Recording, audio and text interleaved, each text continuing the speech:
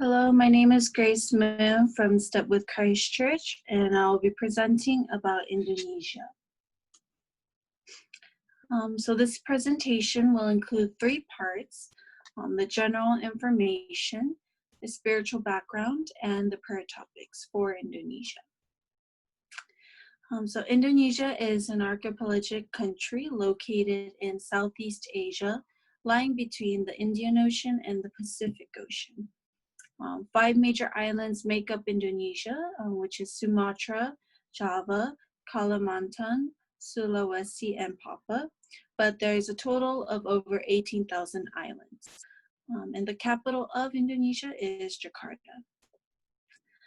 About 700 languages are used in Indonesia because there's such a wide diversity of tribe and culture. And each tribe has their own language that is different than others.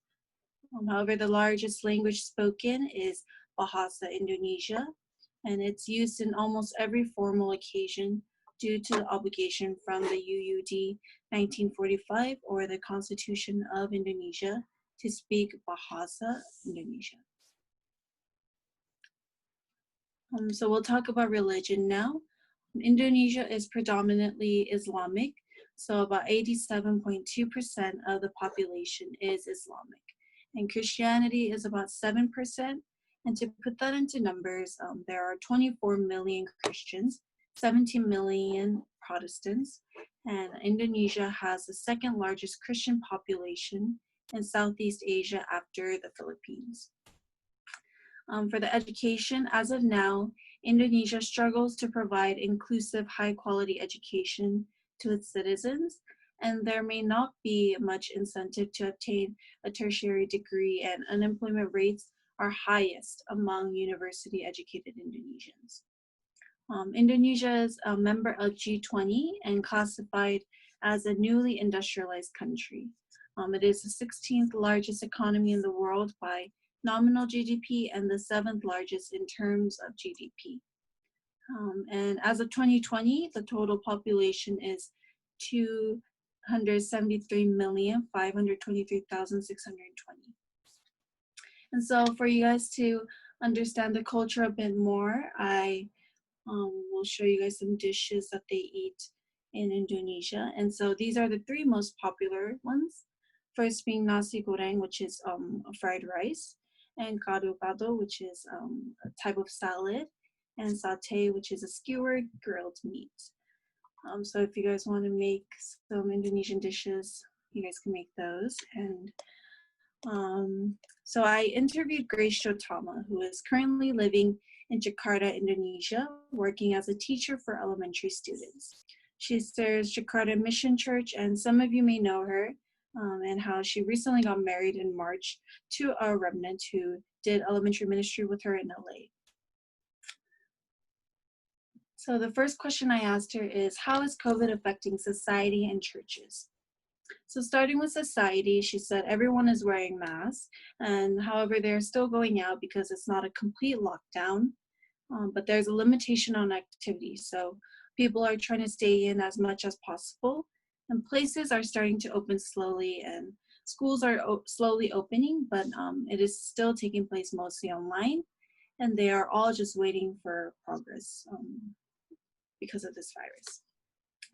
And for churches, COVID is affecting her church in particular because there is a decrease in church members. Most of them are Korean, and they have returned back to Korea because of this virus. And in general, religious gatherings have been prohibited. In some provinces, they have allowed gatherings of 5 or less, but in remote areas, they have no access to internet, so they're not able to worship online. So the ministers have been going to the houses of the congregation members to have service with them. With COVID, churches have been facing financial difficulties in general, and because they are not receiving financial support. So it is a hard time for the churches right now. And now I'll share about the spiritual, societal, and physical mental problems most commonly found in Indonesia, or most particular to Indonesia. The teaching materials has it's very Islamic value-based and belief-based. And so because Indonesia has the biggest Islamic population in the whole world, and although they are not as strict as Malaysia in enforcing these laws and policies based on Islamic beliefs, Indonesia is starting to impose stricter laws. And this connects to the societal problem where Indonesia has been prone to following trends of US and powerful nations. And the result why they are imposing stricter laws is because they're modeling after Malaysia or other countries that are enforcing these laws based on these Islamic beliefs. So we can say that they do not have a strong sense of their own identity and culture because historically they have been colonized by not just one, but many countries and many nations. And so historically, only the Dutch was able to receive education in Indonesia. And so intellectually, they are a bit behind compared to other countries that were colonized. And there is also a huge gap between the rich and the poor. And you can picture the rich as in the movie Crazy Rich Asians.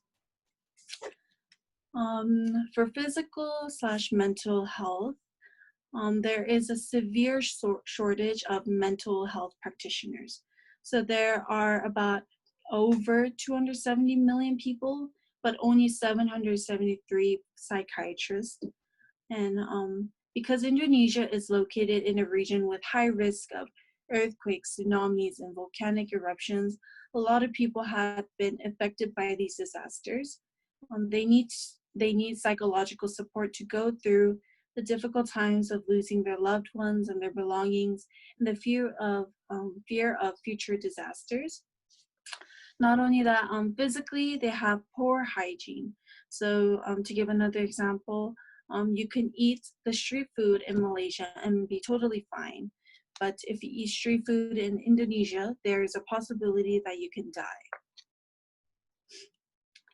Now moving on to the spiritual state of churches in Indonesia.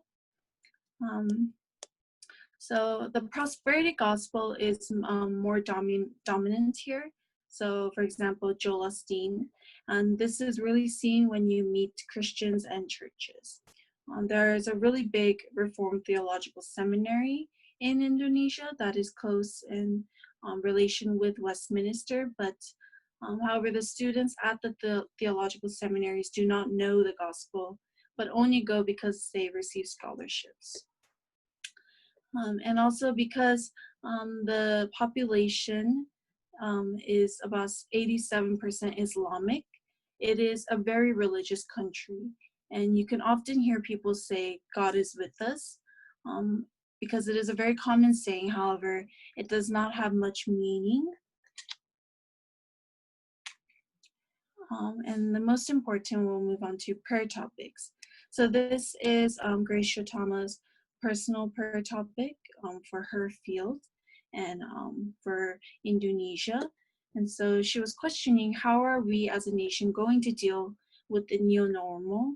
And that is what her field is questioning, the field of education. And her prayer topic is, as people who have the true gospel, how should I approach the situations going on in the field? And how can we as individuals that are in a state where we can only stay at home evangelize? And she said that they have formed a team of translators. And her prayer topic is for the remnants and the translators to receive strength when translating. And so they're literally scattered all around Indonesia. So they're not able to gather together, but even still for them to be in unity and be strengthened. And for the pastors and ministers, the huge population and vast diversity all around Indonesia is in a way an obstacle for evangelism. However, she believes that if they're able to learn this language, the Indonesian language and their culture, it is a very big step towards evangelism in the land of Indonesia. So let's pray that they can overcome this obstacle and even raise disciples in the various tribes in the land of Indonesia.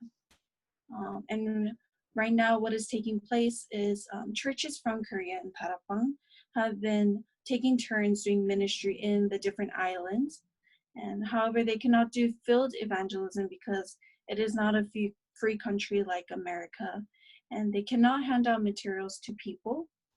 However, the method that they have been using is going to theological seminaries or Christian schools, and talking to the professors and students and evangelizing to them, which she said is more effective. And so now that we've heard all about Indonesia and the prayer topics, we'll have a short time of prayer together and keep in mind the land of Indonesia as we are here.